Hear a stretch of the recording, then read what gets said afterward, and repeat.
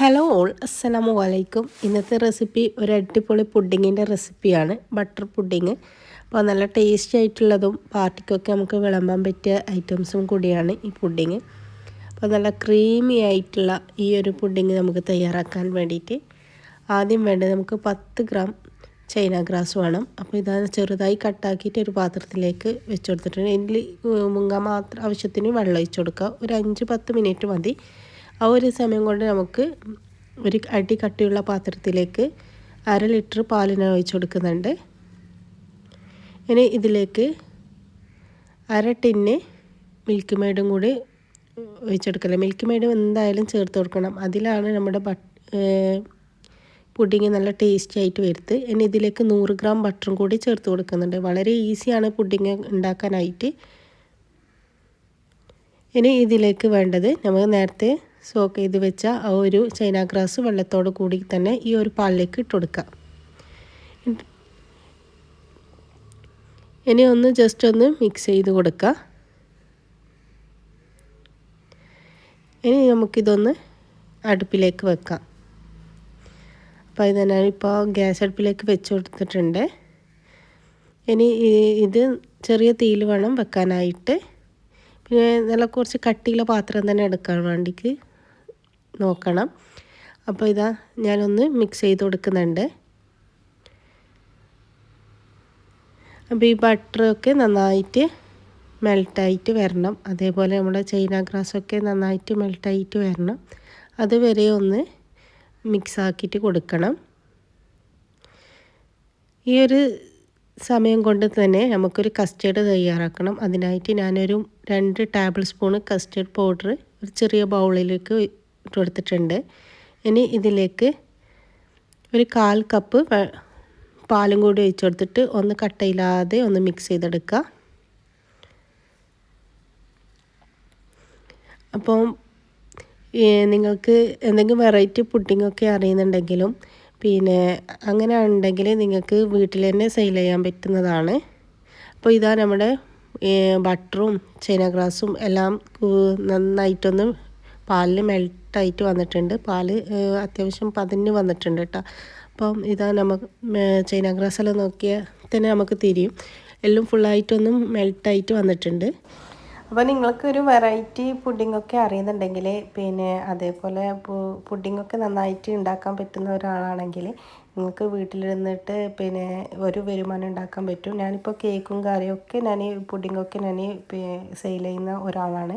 അപ്പം ഇപ്പോൾ കേക്കിൻ്റെ ഓർഡറൊക്കെ ഞാൻ കുറച്ച് കാലമായി നിർത്തി വെച്ചിട്ട് ഞാൻ ഇപ്പോൾ ബ്രൗണി മാത്രമാണ് എടുക്കൽ. ക്രീം കേക്ക് അങ്ങനെ ഇപ്പോൾ എടുക്കൽ കുറവാണ്. അപ്പം എനിക്ക് ഇടയ്ക്കിടയ്ക്ക് ഈ ഒരു പുഡിങ്ങിൻ്റെ ഓർഡറൊക്കെ ഉണ്ടാകലുണ്ട്. അപ്പോൾ നിങ്ങൾ വീട്ടിൽ വെറുതെ ഇരിക്കേണ്ട, നിങ്ങളെ വീട്ടിലെ പണിയൊക്കെ കഴിഞ്ഞിട്ട് നിങ്ങൾക്ക് സമയമുണ്ടെങ്കിൽ ഒക്കെ ഈ ഒരു പുഡിങ്ങൊക്കെ നിങ്ങൾക്ക് ഉണ്ടാക്കിയിട്ട് വരുമാനം ഉണ്ടാക്കാൻ പറ്റും.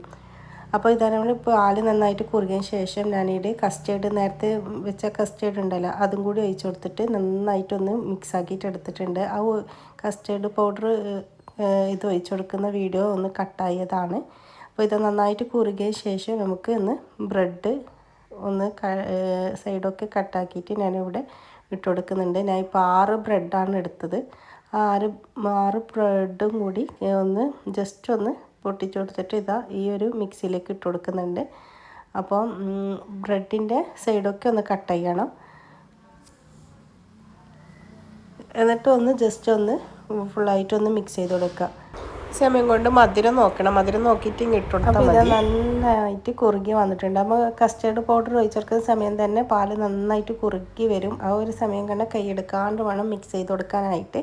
ആ ഒഴിച്ചു കൊടുക്കുന്ന ഇത് എൻ്റെ വീഡിയോ എടുത്തെന്നാണ് ഞാൻ വിചാരിച്ചത്. പക്ഷേ വീഡിയോ എഡിറ്റ് ചെയ്യുന്ന സമയമാണ് ഞാൻ കണ്ടത് ആ വീഡിയോ പിന്നെ ഓണായിട്ട് ഉണ്ടായിട്ടില്ല. അത് പിന്നെ അങ്ങനെയാണ് അത് ഒന്ന് കട്ടായത് കേട്ടോ. അപ്പോൾ ഇത് നന്നായിട്ട് കുറുകി കുറച്ച് ഇങ്ങനെ തിളഞ്ഞ് വരുന്നുണ്ട്. തിള വന്നതിന് ശേഷം നമുക്കൊന്ന് ഓഫാക്കി എടുക്കാം. ഇനി ഇത് നന്നായിട്ട് ചൂടാറണം.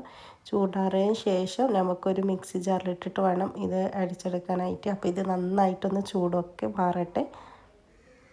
അപ്പോൾ ഇതാ ചൂടൊക്കെ നന്നായിട്ട് മാറിയതിന് ശേഷം ഇത് ഞാനൊരു മിക്സി ജാറിൽ ഇട്ട് കൊടുക്കലാണ്. അപ്പോൾ ചൂടോടെ ഇട്ട് കൊടുക്കാൻ പാടില്ല, ചൂട് നന്നായിട്ട് മാറണേ, എന്നാലേ ഇത് ഇട്ടെടുക്കാം. ചൂടോടെ ഇട്ടെടുത്ത് കഴിഞ്ഞാൽ പെട്ടെന്ന് നമ്മുടെ അടപ്പ് തെറിച്ചിട്ട് നമ്മൾ മേത്തേക്കെല്ലാം തെറിക്കാനുള്ള ചാൻസ് കൂടുതലാണ്. അതുകൊണ്ട് നന്നായിട്ട് ചൂടാറിയതിന് ശേഷം മാത്രം ഈ ഒരു മിക്സി ജാറിൽ ഇട്ട് കൊടുത്തിട്ട് ഒന്ന് അടിച്ചെടുക്കുക. ഇതിൽ പിന്നെ ഒരുപാട് നേരം അടിച്ചെടുക്കണ്ട, ഒന്ന് ജസ്റ്റ് ഒന്ന് അടിച്ചെടുത്താൽ മതി.